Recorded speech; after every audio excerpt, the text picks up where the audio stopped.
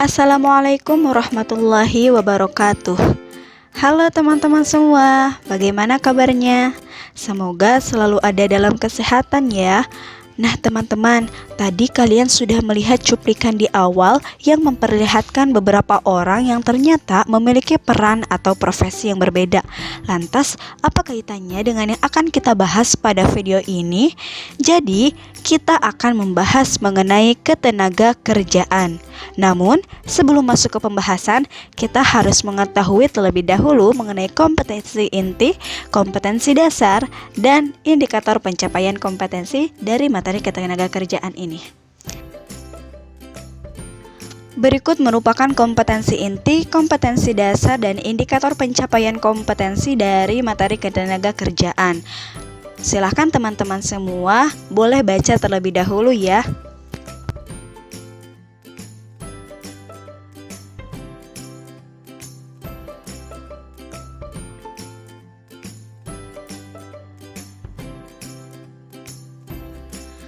Teman-teman, tahu gak sih bahwa setiap penduduk di suatu negara ternyata dapat diklasifikasikan kaitannya dengan peran mereka dalam ekonomi?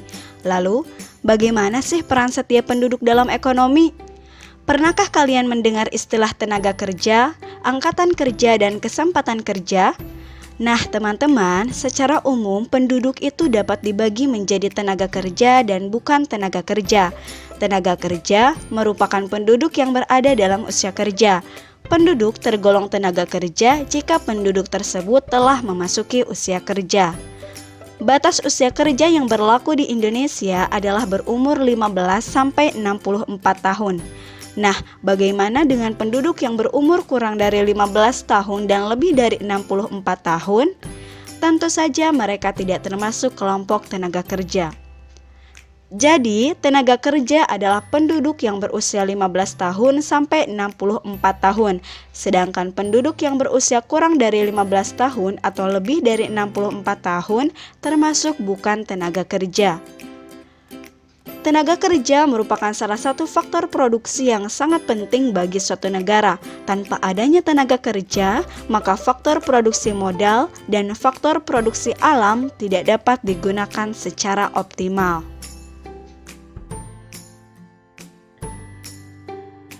Teman-teman, tahu gak sih, ternyata tenaga kerja itu dapat dibagi menjadi dua kelompok. Yang pertama, kelompok angkatan kerja, dan yang kedua, kelompok bukan angkatan kerja. Lalu, apa sih perbedaan antara kelompok angkatan kerja dan kelompok bukan angkatan kerja? Nah, teman-teman, sebelum itu, sekarang coba teman-teman perhatikan contoh berikut ini ya. Rani berusia 28 tahun dan ia bekerja di sebuah rumah sakit. Sedangkan Sinta berusia 19 tahun dan dia seorang mahasiswa. Nah, teman-teman, berdasarkan contoh tersebut, apakah teman-teman bisa membedakan mana yang termasuk kelompok angkatan kerja dan mana yang termasuk kelompok bukan angkatan kerja? Nah, teman-teman, pada contoh tersebut, Rani termasuk kelompok angkatan kerja, sedangkan Sinta termasuk kelompok bukan angkatan kerja. Nah, kemudian apa sih yang bisa teman-teman simpulkan dari contoh tersebut? Jadi, jika dilihat dari usianya, Rani dan Sinta merupakan kelompok tenaga kerja. Lalu, apakah mereka termasuk kelompok angkatan kerja? Nah, teman-teman, sebelum itu, kita harus mengetahui terlebih dahulu apa itu angkatan kerja. Angkatan kerja adalah kelompok penduduk dalam usia kerja yang bekerja atau sedang mencari pekerjaan. Angkatan kerja juga bisa disebut sebagai tenaga kerja yang sudah siap bekerja. Adapun tenaga kerja yang termasuk bukan angkatan kerja adalah penduduk dalam usia kerja yang belum siap bekerja atau tidak siap bekerja, misalnya saja seperti pelajar, mahasiswa, dan IRT. Nah, jadi berdasarkan contoh tadi, Rani yang bekerja di sebuah rumah sakit merupakan kelompok angkatan kerja karena Rani sudah memasuki usia kerja dan ia sedang bekerja. Sedangkan Sinta yang berstatus sebagai mahasiswa merupakan kelompok bukan angkatan kerja. Karena meskipun Sinta sudah memasuki usia kerja, akan tetapi dia belum siap untuk bekerja. Lalu, apa sih yang dimaksud dengan kesempatan kerja?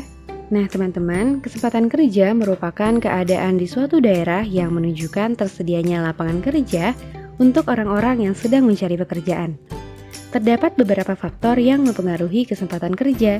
Apa saja itu? Kita bahas satu persatu ya. Faktor yang pertama yaitu pertumbuhan penduduk. Nah, teman-teman, kualitas pertumbuhan penduduk suatu daerah tentunya akan dipengaruhi oleh tingginya angka pertumbuhan penduduk. Jadi, jika semakin tinggi jumlah pertumbuhan penduduk, maka kesempatan seseorang untuk bekerja tentunya akan semakin kecil. Kemudian, untuk faktor yang kedua yaitu tingkat upah atau gaji. Ada kemungkinan kenaikan tingkat upah akan menurunkan kesempatan kerja. Mengapa demikian? Karena saat upah naik, ada kemungkinan produsen akan mengurangi tenaga kerja. Karena kondisi ini tentunya akan meningkatkan biaya perusahaan. Penurunan kesempatan kerja ini tidak akan terjadi jika kenaikan pendapatan perusahaan lebih besar dibandingkan dengan kenaikan upah karyawan. Faktor yang terakhir yaitu kondisi perekonomian suatu daerah. Tingginya tingkat perekonomian suatu daerah mencerminkan kegiatan produksi yang tinggi pula. Kapasitas produksi yang tinggi tentunya membutuhkan tingginya faktor produksi, salah satunya yaitu tenaga kerja. Dengan demikian, semakin baik kondisi perekonomian suatu daerah, maka kesempatan kerja yang dihasilkan akan semakin tinggi. Alasannya, karena lapangan kerja yang tersedia pun semakin banyak.